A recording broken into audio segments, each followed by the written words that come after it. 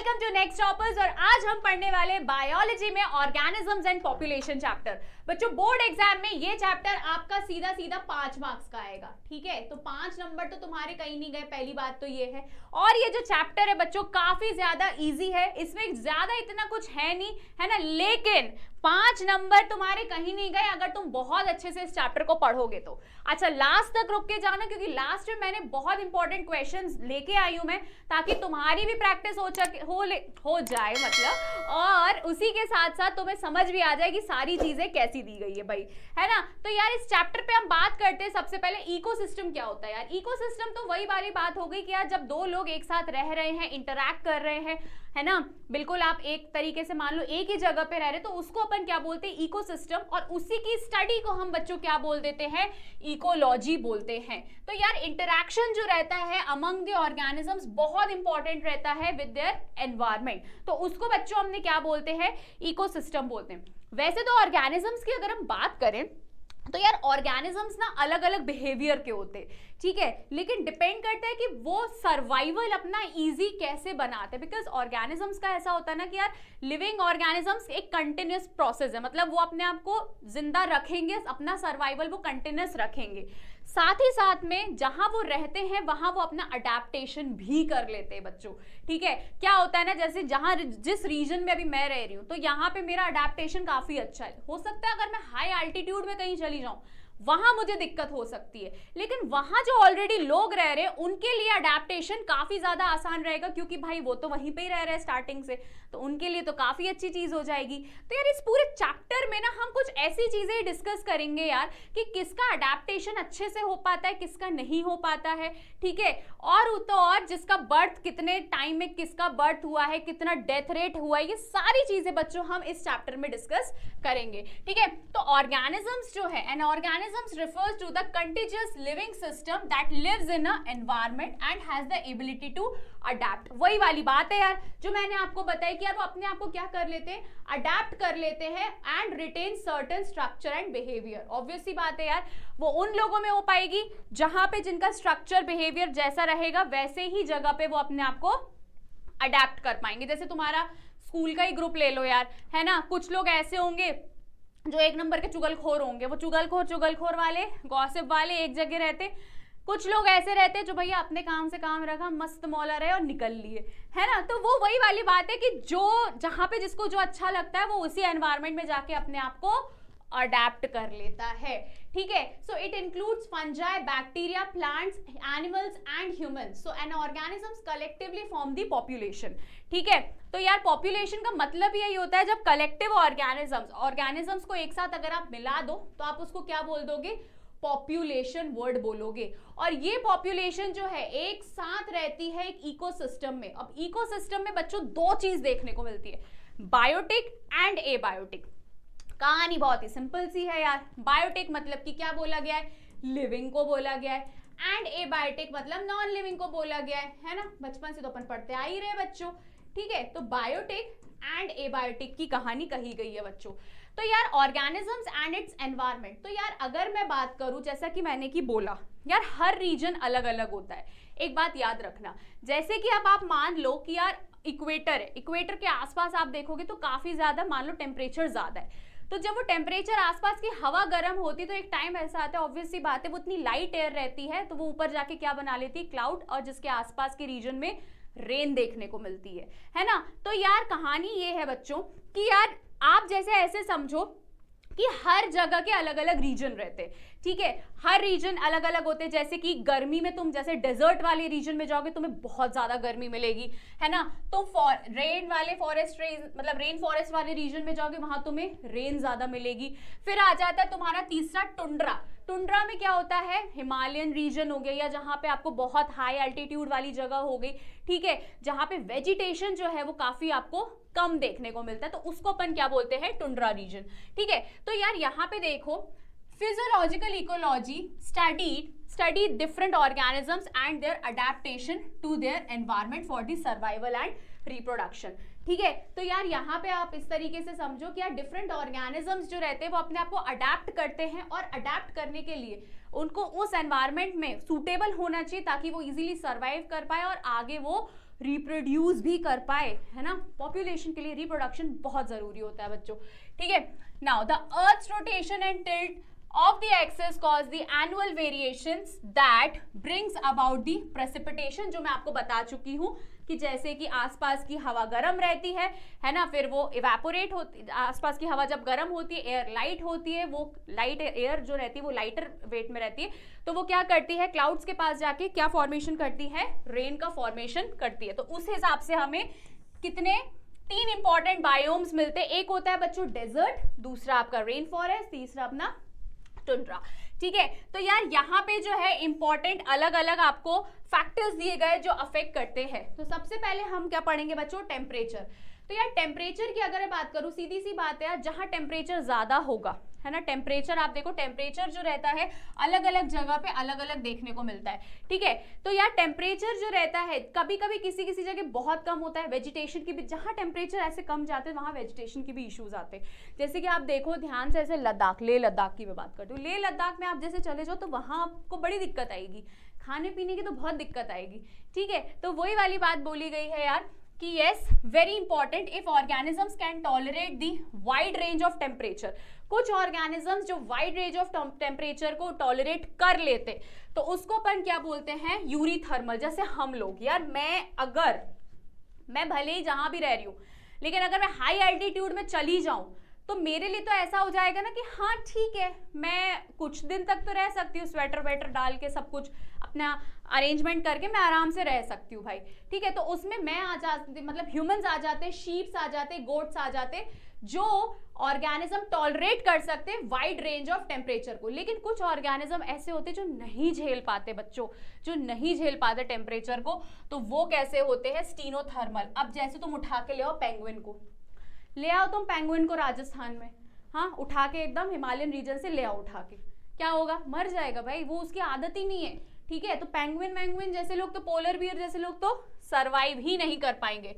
फिर आ जाता है वाटर। सो वाटर जो रहता है वो बहुत इंपॉर्टेंट और मेजर रोल प्ले करता है, क्योंकि यार पानी का होना कहीं ना कहीं वो डायरेक्टली प्रोपोर्शनल है, उतना अच्छा वेजिटेशन देखने को मिलेगा।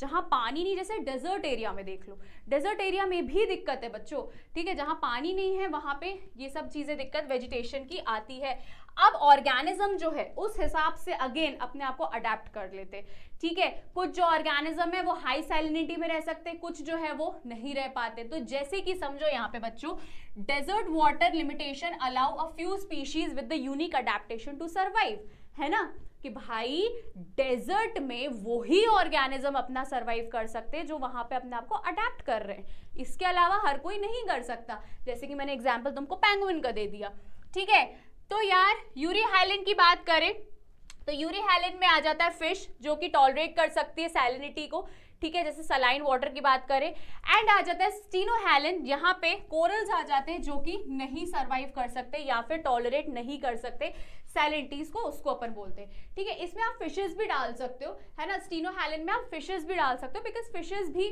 टॉलरेट कर भी सकते हो, नहीं भी कर सकती बच्चों, ठीक है। अब यहाँ पे आती है लाइट की। भाई लाइट ना बच्चों बहुत जरूरी है। लाइट क्यों जरूरी है, सबसे पहले तो ये जान लो कि यार फोटोसिंथेसिस की मैं बात करूं तो फोटोसिंथेसिस मतलब ऑटोट्रॉफ्स की बात करी गई है। तो ऑटोट्रॉफ्स में सीधा सा बात है कि यार वो खाना तभी बना पाएंगे जब उनको लाइट मिलेगी, लाइट नहीं मिलेगी तो उनको दिक्कत आती जाएगी। अब जैसे मराइन में देखो, मराइन में क्या हो जाता है, मतलब पानी की बात करते हैं, पानी में अगर मान लो सनरेज ऐसे पहुंच रही है तो जहां जहां तक वो पहुंच रही है वहां वहां तक तो आपका फोटोसिंथेसिस या फिर ऑर्गेनिजम्स मतलब अपना खाना बना लेंगे। लेकिन जैसे ही वो और नीचे जाते जाएंगे एनवायरमेंट कैसा हो जाएगा, डार्क हो जाएगा, ठीक है। And its inhabitant are obvious of the source of light and the energy called the sun, ठीक है। तो यार यहाँ पे कहानी इतनी सी है ना कि यार ऊपर तक का मतलब सोलर एनर्जी जो है वो बहुत इंपॉर्टेंट है। सोलर रेडिएशन की हम बात कर रहे हैं, ठीक है। स्पेशली हम अपने लिए बात करें कि हमारे लाइफ में सबसे इंपॉर्टेंट जो है वो सोलर रेडिएशन है। However UV radiation harm many organism, obvious सी बात है यार। अल्ट्रावायलेट रेज तो क्या करती है, हार्म तो करती है हमें पता है, लेकिन ये सोलर रेडिएशन हमारे लिए बहुत इंपॉर्टेंट है, हमारे लिए क्या प्लांट्स के लिए भी उतना ही इंपॉर्टेंट है, ठीक है बच्चों। फिर आता है आपका क्या, सॉइल। सॉइल बहुत मतलब मेजर रोल प्ले करता है फर्टिलिटी के लिए, ठीक है। तो मतलब प्लांट्स की ग्रोथ के लिए, है ना। सॉइल फर्टिलिटी अगर अच्छी होगी तो प्लांट्स में ग्रोथ अच्छी होगी, अच्छा वेजिटेशन होगा, ठीक है। तो बात वही बोली गई है, the nature of the soil varies in the different places. हर जगह अलग अलग टाइप की सॉइल होती है। अब जैसे तुम बोलोगे डेजर्ट में तो रेत होती है, ठीक है, तो यार वहाँ पे भी वेरिएशंस देखने को मिलते हैं। हम तुम हाई एल्टीट्यूड में जाओगे, वहाँ अलग सॉइल देखने को मिलेगी, ठीक है। अलग अलग जगह पे तुम्हें अलग अलग टाइप की सॉइल मिलेगी, डिपेंड ऑन दी क्लाइमेट की वहाँ पे क्लाइमेट बच्चों कैसा है, ठीक है। तो सॉइल की प्रॉपर्टीज जो रहती है वो क्लाइमेट पे और वेदर पे डिपेंड करती है, ठीक है। तो यार बात सिर्फ इतनी सी है कि भाई ये अलग अलग फैक्टर्स हैं जो हम बोलते हैं जहाँ पे ऑर्गेनिजम्स अलग अलग तरीके से हमें देखने को मिलते हैं। हर जगह हर अलग अलग डिपेंड होता है, वेजिटेशन भी, फ्लोरा फाउना, ऑब्वियस सी बात है। फ्लोरा फ्लावर्स वगैरह, है ना, प्लांट्स वगैरह भी हमें वैसे ही देखने को मिलेंगे अलग अलग रीजन में। इवन हमें एनिमल्स भी कुछ ऐसे अलग अलग रीजन्स में अलग अलग देखने को मिलेंगे बच्चों, ठीक है। अब आता है पॉपुलेशन। तो पॉपुलेशन मतलब क्या होता है बच्चों, ग्रुप ऑफ इंडिविजुअल, है ना। अब जैसे मान लो ह्यूमंस है ना, ह्यूमन जैसे अब जहां मैं रह रही हूँ वहां पे मैं ये बोलूंगी यार यहाँ की तो पॉपुलेशन इतनी है, तो पॉपुलेशन इतनी मतलब किसकी, ह्यूमंस की, क्योंकि वो ग्रुप है ना, ग्रुप ऑफ इंडिविजुअल है। तो ग्रुप ऑफ इंडिविजुअल को मैंने क्या बोल दिया है, पॉपुलेशन बोल दिया है, और वो स्पेसिफिक एरियाज में देखने को मिलते हैं, ठीक है, स्पेसिफिक टाइम में, स्पेसिफिक एरिया में, ताकि वो एक तरीके से इंटरब्रीडिंग भी कर सके। उनमें कैपेसिटी होनी चाहिए इंटरब्रीडिंग की, तभी तो पॉपुलेशन बढ़ेगी, ठीक है। अब ऐसा नहीं हो सकता ना कि यार मैं 4 हाथी को देख के बोलूँ ये पॉपुलेशन है, 4 से वो 8 हो ही नहीं पा रहे, ठीक है। तो इंटरब्रीडिंग भी बहुत ज्यादा जरूरी होती है। For example the population of dear in a forest, ठीक है, ऑब्वियसली बात है ना। ब्रीड करके फॉरेस्ट में जो आपके पॉपुलेशन बनाई है उसको अपन क्या बोलते हैं, मतलब जो ग्रुप बना है इंडिविजुअल का उसको क्या बोला है बच्चों, पॉपुलेशन बोला है, ठीक है।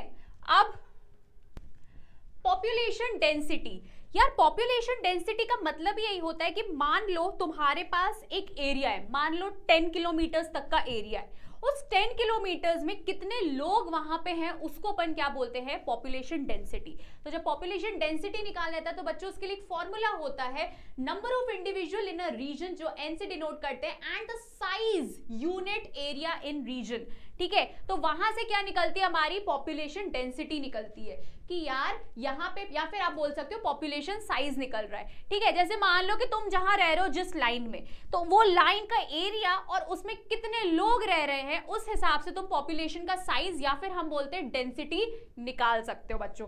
तो यार फॉर्मूला काफी ज्यादा इजी है, कभी ऐसे क्वेश्चन आए तो भूलना मत, ठीक है। Birth rate and natality, birth rate and natality का मतलब क्या होता है, जैसे मान लो कि 20 इंडिविजुअल है, उस 20 इंडिविजुअल में कितने और लोगों का बर्थ हुआ है उसको हम क्या बोलते हैं, बर्थ रेट, ठीक है। तो मान लो 20 इंडिविजुअल में सपोज करो 12 लोगों का और बर्थ हुआ है, तो 12 लोगों का और बर्थ हुआ है तो उनको डिवाइड करके हम क्या निकाल सकते हैं, बर्थ रेट निकाल सकते हैं। अब उसी का ही तुम उल्टा कर दो, मान लो 15 लोग ऑलरेडी थे, उस 15 में से कितने लोगों की डेथ होगी उसको अपन क्या बोलते हैं बच्चों, डेथ रेट के हिसाब से बात करते हैं। तो जैसे कि एग्जांपल के फॉर्म में अपन बात करते हैं बर्थ रेट में, कि बर्थ रेट में सबसे पहले देखो कि यार 20 लोटस थे, है ना, 20 लोटस थे पहले से ही, और उसके बाद रिप्रोडक्शन के बाद कितने बने, 8 नए बने। तो 8 डिवाइडेड बाय 20, जहां पे 0.4 जो है आपके नए लोटस पर ईयर में देखने को मिले। तो बात वही है कि यार एक साल में ऑलरेडी इतने लोटस थे, उस लोटस में रिप्रोडक्शन जब हुआ, रिप्रोड्यूस हुआ, तो उतने एक और मतलब 4 बन गए, 4 बन गए। तो जब उसको डिवाइड किया तो आपने क्या बता दिया, बर्थ रेट या फिर नेटिलिटी बता दी कि भैया इतने जो है लोटस एक ईयर में आए हैं, ठीक है। अब उसी में उल्टा मैंने क्या बोला है, उल्टा मतलब कि वैसे नहीं, डेथ की बात करी गई है, ठीक है। तो यार it is expressed as a number of death per 1000 individual, ठीक है। ये डेफिनेशन के फॉर्म में बात करते हैं, लेकिन आपसे अगर कभी इक्वेशन दे दे तो प्लीज इसी फॉर्म में फाइंड आउट करना, ठीक है। तो यार 4 इंडिविजुअल की बात करी गई है, if 4 individual in a population of 400 fruit flies die, ठीक है, 400 में से 4 मर गए, तो फिर उसके बाद आपको क्या पता चलेगा कि आप कितना जो है डेथ रेट निकाल सकते हो डिवाइड करके, ठीक है। अब उसके बाद आता है सेक्स रेशियो। सेक्स रेशियो में आप ये बताते हो कि पर्टिकुलर पॉपुलेशन में कितना परसेंट जो है मेल है और कितने परसेंट फीमेल है, उसको अपन क्या बोलते हैं बच्चों, सेक्स रेशियो। मान लो 40% मेल है है ना, और बाकी रिमेनिंग परसेंट पूरे क्या हो गए, 60 जो होगी वो पूरी फीमेल होगी। तो उससे आप क्या बताते हो, सेक्स रेशियो बताते हो कि भैया जेंडर वाइज हमने बता दिया कि मेल इतने हैं और फीमेल इतने। बहुत छोटे छोटे से टर्म्स है बच्चों, बहुत इजी है, ऐसा कुछ भी नहीं है जहां पे तुम ये फील करो कि मैडम यहाँ पे कंफ्यूजन हो गया। ठीक है, अब आती है बात किसकी, एज पिरामिड की। तो यार एज पिरामिड में आप ध्यान से देखो बच्चों, एज पिरामिड में हम ये बात करते हैं कि पर्टिकुलर पॉपुलेशन में कितने एज ग्रुप्स के लोग वहां पे हमें देखने को मिल रहे हैं। ठीक है, तो यार उस फॉर्मेट में अगर हम बात करें ना, तो बच्चों 3 तरीके के पिरामिड दिए गए हैं। ठीक है, 3 तरीके के पिरामिड दिए गए और उन 3 पिरामिड को ऐसे डिवाइड किया गया। सबसे नीचे रखा गया प्री रिप्रोडक्टिव फेज, मतलब रिप्रोडक्शन के पहले वाला फेज। फिर आता है रिप्रोडक्शन वाला फेज, फिर रिप्रोडक्शन के बाद वाला, डेथ वाली बात करी गई, जो बुढ़े हो जाते हैं, जो मर भी जाते हैं, उसकी बात की गई है। तो उस हिसाब से बच्चों 3 तरीके के जो है क्या दिए गए, पिरामिड दिए गए। जो पहला वाला है ना, पहला वाला आपका ट्रायंगुलर शेप है। ठीक है, फिर दूसरा जो है आपका स्टेबल बेल शेप है, और तीसरा जो है अर्न है ना, मतलब अर्न मतलब कलश जैसा जो शेप होता है वो शेप का दिया गया है बच्चों। ठीक है, तो इस तरीके से देखो कि यार यहाँ पे इंक्रीज होता है। ठीक है, ग्रोथ रेट की बात कर रहे हैं, यहाँ पे स्टेबल है और यहाँ पे जो चीज है वो डिक्लाइन हो रही है। ठीक है, तो यार ये 3 टाइप के जो है, नाम से ही समझ में, एक्सपांड मतलब एक्सपांडिंग मतलब बढ़ रहा है ना, और यहाँ पे वो चीज स्टेबल है और यहाँ पे वो चीज कम देखने को मिल रही है। ठीक है, तो यार ग्रोथ रेट की अगर हम बात कर रहे हैं एज पिरामिड में, तो यार ये जो है इंपॉर्टेंट रोल प्ले करता है। एक बार डिस्कस कर लेते हैं। व्हेन द एज डिस्ट्रीब्यूशन है ना, अब एज डिस्ट्रीब्यूशन में percent individual of a given age और एज ग्रुप। ठीक है, पर्टिकुलर एज और एज ग्रुप की, जैसे कि ये वाली बात करी गई है, प्री रिप्रोडक्टिव मतलब रिप्रोडक्शन के पहले वाला फेज, फिर रिप्रोडक्टिव फेज, फिर रिप्रोडक्शन के बाद वाला फेज जब बुढ़ापा आ जाता है। ठीक है, तो वो वाली बात करी गई है। तो बेस पे इनने क्या रखा है, प्री रिप्रोडक्टिव फेज, बीच में जो इनने रिप्रोडक्टिव, एंड लास्ट में पोस्ट रिप्रोडक्टिव। ठीक है, अब जो मैंने आपसे बात करी गई थी ना, नेटिलिटी, नेटिलिटी मतलब किसको बोला गया, बर्थ रेट को मैं तुम्हें बता चुकी हूँ, मैं तुम्हें जस्ट अभी बता चुकी हूँ। ठीक है, मोर्टेलिटी मतलब डेथ रेट की बात करी गई है, वो भी बता चुकी हूँ। अब इमिग्रेशन क्या होता है, इमिग्रेशन मतलब कि मान लो कि आज हिमाचल प्रदेश में, ऐसा समझते, हिमाचल प्रदेश में मान लो कि कुछ पॉपुलेशन है। अब हिमाचल प्रदेश की पॉपुलेशन सोच रही है कि मुझे तो जाना है जम्मू और कश्मीर, तो जब वो एक रीजन से उठ के दूसरे रीजन में चले जाते हैं, उसको अपन क्या बोलते हैं, इमिग्रेशन। लेकिन एमिग्रेशन की मैं बात करूं तो ये जो वेरिएशन होता है वो कैसा दिखता है, एक कंट्री से दूसरी कंट्री। मान लो आज वो इंडिया में और कल वो चली गई कनाडा में, पॉपुलेशन सोचो दुबई चली गई। ठीक है, और हो भी रहा है ऐसा। ठीक है, तो उसको अपन क्या बोलते हैं, इमिग्रेशन के नाम से जानते हैं। ठीक है, तो यार इसके लिए ना एक फॉर्मूला है बच्चों, इंपॉर्टेंट है ना। पहली बात तो ये है कि तुम्हें अगर टर्म समझ में आ गया, नेटिलिटी मतलब बर्थ रेट को बोला गया, मानुष्य में हमने बता चुका है। ठीक है, मोर्टेलिटी का मतलब बता चुका है, डेथ रेट को बोला गया, इमिग्रेशन बता चुका है, एमिग्रेशन बता चुका है। तो उस बिहाफ पे तुम लोग ये फॉर्मूला भी पढ़ सकते हो आराम से। ठीक है, nt+1 is equals to nt+b+1 minus d+e, जहां पे b जो है वो नंबर ऑफ बर्थ है, I means number of immigration, number of death for D, E फिर एमिग्रेंट्स मतलब एक से दूसरे कंट्री। ठीक है, N for the population density and T for the time period. तो यार बच्चों ये इक्वेशन है, आपको ये पता होनी चाहिए। ठीक है, तो यार इस तरीके से जो है वो आपको समझ में आना चाहिए कि पॉपुलेशन डेंसिटी में आना जाना लगा रहता है। बहुत लोग बर्थ लेते हैं, बहुत लोग मरते हैं, बहुत लोग एक से दूसरे रीजन जाते हैं और बहुत लोग तो कंट्री भी छोड़ देते हैं। ठीक है, तो यार यही तो कहानी चलती है ना, पॉपुलेशन ऐसे ही तो ऊपर नीचे होता है, बैलेंस होता है। ठीक है, अब आते हैं ग्रोथ मॉडल में एक्सपोनेंशियल ग्रोथ। अब जैसे ऐसे समझो यार, मान लो कि भाई तुम्हें घर वालों ने फुल्ली छूट दे दी, अभी बेहतरीन कैसी छूट दे दी है कि बेटा तुम्हें जो करना है करो, है ना, ये लो गैजेट, ये लो मोबाइल यूज करो, कोई दिक्कत नहीं है ना, कोई दिक्कत नहीं है, यूज करो। टीवी देखना है टीवी देख लो, पीएस चाहिए पीएस भी ले लो, कहाँ जाना है, बाहर जाना है घूमने, बाहर भी चले जाओ, कितने पैसे चाहिए, इतने चाहिए, ये भी ले लो। तो अब तुम लोग कैसे हो जाओगे एक टाइम बाद, अरे बस घर वालों ने तो सब दे दिया है, अब क्या टेंशन है, बेहतरीन उसका अनलिमिटेड यूज करो और जो मन चाह रहा है वो करो, और फिर उसके बाद जो है चीजें गड़बड़ा दो तुम लोग। ठीक है, मेन तो था फोकस बोर्ड पे, लेकिन फोकस हो गया कहीं और, होता है ये चीज। ठीक है, अब जैसे कि एक एग्जाम्पल देती हूँ बहुत ही अच्छा सा, कोविड के टाइम पे सब घर पे थे, सब लोग, कोई बाहर नहीं जाता था, कोई भी नहीं। और कोविड के टाइम पे सबसे ज़्यादा जो है आप ये देखते हो कि बहुत लोगों ने क्या फैमिली आगे बढ़ाई है, ठीक है, बहुत बच्चे कोविड में ही पैदा हुए हैं, ठीक है। तो यार कहानी ये है कि भाई जब अनलिमिटेड रहता है ना, अनलिमिटेड बात करते हैं कि रिसोर्सेज जब अनलिमिटेड रहते हैं तो नंबर ऑफ स्पीशीज जो रहते हैं वो अच्छी खासी पहुंच जाती है ऊपर शॉर्ट पीरियड ऑफ टाइम में, ठीक है। तो वहीं पे ही उसको अपन क्या बोलते हैं, एक्सपोनेंशियल ग्रोथ, जो कि डिनोट होती है इस इक्वेशन से, ठीक है बच्चों, इस इक्वेशन से डिनोट होती है ना, dn by dt will be dn by dt is equals to b minus d into n, ठीक है। तो dn by dt को rn के नाम से, rn से डिनोट किया गया है, ठीक है। b minus d is equals to r। तो तुम्हारा तो भाई ये वाली कहानी तो ऐसी हो गई बच्चों कि ये इक्वेशन में तुम लोग ने ये चीज मैथ्स में, है ना, मैथ्स के अलावा चलो बात करो थोड़ी बात तुमने फिजिक्स में भी पढ़ी होगी, तो ठीक है। ये इक्वेशन जो है nt is equals to n naught ERT, ये पता होना चाहिए बच्चों, ठीक है। तो इस इक्वेशन के बिहाफ पे अगर कभी कोई क्वेश्चन आए तो प्लीज कर लेना, वैसे तो आपको बहुत बेटर तरीके से पता है, एज सच कोई दिक्कत तो नहीं होनी चाहिए। बट इसका जो ग्राफ रहेगा वो किस तरीके से ग्रो करेगा, धड़ल्ले से ऊपर, बताया ना, जैसे तुम लोग करते हो। लेकिन जिन बच्चों के पास लिमिटेड सोर्स रहते हैं वो तो पढ़ते हैं, जिनके पास लिमिटेड सोर्स रहते हैं। अब वही बात उल्टा अपोजिट किस में चला जाता है, लॉजिस्टिक ग्रोथ में, कि भाई जिनके पास लिमिटेड रिसोर्सेज रहते हैं, ठीक है, तो it limits the growth of the species, और वो जो है इस इक्वेशन से डिनोट किया जाता है बच्चों, ठीक है।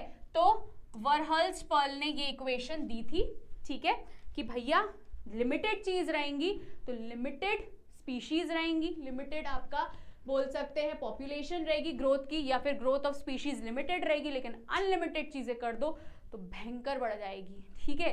तो इसका जो ग्राफ है वो इस तरीके से रहता है, early growth accelerate quickly, point of maximum growth before it begin slow and later धीरे हो जाती है, ठीक है, एक टाइम पे वो कांस्टेंट हो जाती है, ठीक है। तो ये तो कहानी थी किसकी, लॉजिस्टिक ग्रोथ की बच्चों, ठीक है। अब बात करते हैं अपन आगे, तो यार ये वाले तो थे ग्रोथ। अब यहाँ पे बात करते हैं पॉपुलेशन इंटरेक्शन, बहुत इंपॉर्टेंट टर्म्स है बच्चों, ठीक है, कि यार पॉपुलेशन इंटरैक्ट कैसे करती है ना। जैसे अब तुम लोगों में भी भाई बहनों में बहुत कंपटीशन होता है, अलग अलग नेचर के होते हैं, पता है, 3 भाई बहन है तो अलग नेचर होगा, 2 है तो अलग नेचर होगा, है ना, सबका अलग अलग नेचर होता है। कैसे कि यार या तो एक साथ मिलके रहेंगे, एक दूसरे की मदद करेंगे, या तो एक दूसरे की शिकायतें पे शिकायतें करे जाएंगे, पिटवा देंगे बिल्कुल बेहतरीन, या तो बहुत लड़ेंगे, बहुत ऐसी दिक्कतें आती। वैसे ही ना यहाँ पे भी होता है, ऑर्गेनिजम्स अपने सर्वाइवल के लिए क्या क्या करता है वो देखो। तो सबसे पहले आता है प्रेडेशन। तो प्रेडेशन मतलब कि क्या होता है, शिकारी शिकार करने आएगा, ठीक है, वो वाली कहानी है, ठीक है। तो भाई जब शिकारी शिकार करने आएगा तो ऑब्वियस सी बात है मारेगा ही, है ना। The one who kill is known as predator and the one who is killed is prey, ठीक है। मरने मराने वाली चीजें हैं कि भाई मार ही देंगे, ये वो वाली कहानी है। फिर कंपटीशन, जैसे कि तुम लोग में होता होगा यार, भाई बहनों में तो डेफिनेटली ये चीज होती है कि भैया this is the type of biological interaction between different animals और species in which both are harmed, ठीक है। लड़ाई हो गई, एक दूसरे को खूब मार रहे, एक दूसरे को भयंकर हार्म कर दिया, बहुत ही मतलब अच्छे खासी लड़ाई हो गई, तो उसको अपन क्या बोलते हैं बच्चों, कंपटीशन। बैठ के देखते ना, पेरेंट्स भी कभी कभी बैठ के मजे लेते, देखे तो जरा कितना लड़ रहे हैं ये एक दूसरे को, और बाद में दोनों ही बैठ के रोते, क्यों, क्योंकि लग जाती है ना। वैसे ही एनिमल्स में भी होता है। पैरासिटिज्म, पैरासाइट का मतलब ये होता है कि दूसरे ऑर्गेनिजम्स की बॉडी के सरफेस पे जाके अपना खाना लेते हैं and cause harm to it, ठीक है। फिर कमेंसालिज्म में क्या होता है कि भैया in this type of interaction one organism benefit while the other is neither benefit nor harm, एक को benefit होता है दूसरे को कुछ भी नहीं, ठीक है। तो yes, one organism benefits while the other is neither benefited nor harm, mutualism बहुत important, ठीक है। ये म्यूचुअलिज्म वर्ड जो है ना 11th में भी पढ़ चुके हैं, 12th में भी फिर से हम पढ़ रहे हैं। म्यूचुअलिज्म मतलब एक जगह पे रह के दोनों एक दूसरे के लिए बेनिफिशियल हो रहे, भाई तुम मेरी मदद करो मैं तुम्हारी मदद करता हूँ, उसको अपन क्या बोलते हैं, म्यूचुअलिज्म बोलते हैं। तो यार बच्चों ये जो चीज थी ना, ये जो चैप्टर था, ये कंप्लीटली बेस्ड था ऐसा जो आप ऑलरेडी जानते हो। बट कभी कभी क्या होता है ना, कंफ्यूजन क्रिएट बहुत होता है, मैं मानती हूँ बहुत होता है, बट आपको क्या करना है, आपको ना फोकसली कंसंट्रेशन के साथ चीजें पढ़नी पड़ेगी, ठीक है। इतने टाइम में आपने जो भी किया मुझे नहीं पता, बट यहाँ पे हाल फिलहाल में मैं वो चीजें लेके आई जो आप लोगों के बोर्ड एग्जाम्स के लिए बहुत इंपॉर्टेंट है, ठीक है। तो मेक श्योर जो चीजें मैंने बताई हैं, जो इंपॉर्टेंट मार्क कराया, जो क्वेश्चंस अभी मैं करवाऊंगी, प्लीज आप उसको एग्जाम्स में जाने से पहले एक बार जरूर देख के जाना। आई एम गारंटी यू आपका पेपर का बहुत अच्छा जाएगा पेपर, ठीक है। चलो, तो अब यहाँ पे इंपॉर्टेंट एट्रीब्यूट्स की बात करते हैं, ठीक है। तो यार यहाँ पे देखते हैं important attributes belonging to a population but not to an individual are birth rate and death rate, male and female birth and death, sex ratio. तो answer should be this, first and fourth. फिर Swati was growing a bacterial colony in a culture flask under ideal laboratory conditions where the D resources are replenished. Which of the following equation will represent the growth in case? तो dn by dt is equals to rn, यही हमने पढ़ा है अभी, ठीक है। तो तुम लोगों को पढ़ना तो पड़ेगा। Now, sea anemone get attached to the surface of the hermit crab. The kind of population interaction exhibited is, अब यहाँ पे सबसे पहले तो सी एनेमोन जो है किससे अटैच हो गया, हर्मिट क्रैब से। तो सीधी सी बात है वो अटैच हो तो गया, बेनिफिट सिर्फ उसी को ही है, दूसरे वाले को कुछ नहीं हो रहा है, ना ही वो हार्म हो रहा है ना ही वो बेनिफिटेड हो रहा है, इसलिए उसको क्या बोलेंगे, कमेंसेलिज्म, ठीक है। नाउ असर्शन रीजन बच्चों इंपॉर्टेंट है, ठीक है, मार्क कर लो और इस पे प्रैक्टिस जरूर कर लेना। असर्शन रीजन को एक बार यहाँ पे पढ़ लेना, ठीक है। Now read the four statements, ठीक है, read the four statements given below and select the option having the 2 correct statement. So 2 correct statement जो है यहाँ पे आपको पढ़ना है and the answer is C, first and second. A lion eating a deer and a sparrow feeding on the grain are ecologically similar in being consumers, and the second is predator starfish Pisaster helps in maintaining the species diversity in some vertebrates, ठीक है। तो important लिख लो भाई। While the statement 3 and 4 are incorrect. Now, many copepods lives on the body surface of marine fish. This relationship is an example of parasitism. Parasitism मतलब वही ऊपर आके अपना खाना लेना, ठीक है। कमेंसेलिज्म पे भी एक और क्वेश्चन है भाई। उसके बाद म्यूचुअलिज्म, देखो यार ये वर्ड्स जो मैंने आपको बताए ना बच्चों, इसी बिहाफ पे बताए हैं ताकि आप लोग ये चीज समझो कि यार इंपॉर्टेंट है, ये टर्म्स इंपॉर्टेंट है, ठीक है। जो ये क्वेश्चंस आ रहे हैं आपको खुद कर रहे, पहली बात तो ये है, ठीक है। जितना मैंने आपको बता दिया वो तो ठीक है, लेकिन अब आपके लिए कुछ चीजें होमवर्क है वो आपको समझना है, ठीक है। आंसर भले ही दिया बट आंसर तो ऑब्वियसली बताना ही पड़ेगा यार बच्चों, ठीक है। बट आप लोग भी होमवर्क पर्सपेक्टिव से करना है ताकि आप लोग को ही समझ में आए कि हमें तो कंफ्यूजन नहीं हो रही, हम सोच रहे हैं म्यूचुअलिज्म बट निकल रहा है कुछ और, ठीक है। तो यार ये सारे इंपॉर्टेंट क्वेश्चंस है, ठीक है। तो आप लोग अच्छे से इसको सॉल्व कर लेना। सारे इंपॉर्टेंट क्वेश्चंस लेके आए हो, सिम्बायोटिक वाले है ना, the fungi develop belongs to the genus mycorrhiza, वो सारे क्वेश्चंस हैं। Why are predators considered to be prudent in nature, ठीक है। तो भाई सीधी सी बात है, अपने खाने के लिए सभी वो करेंगे।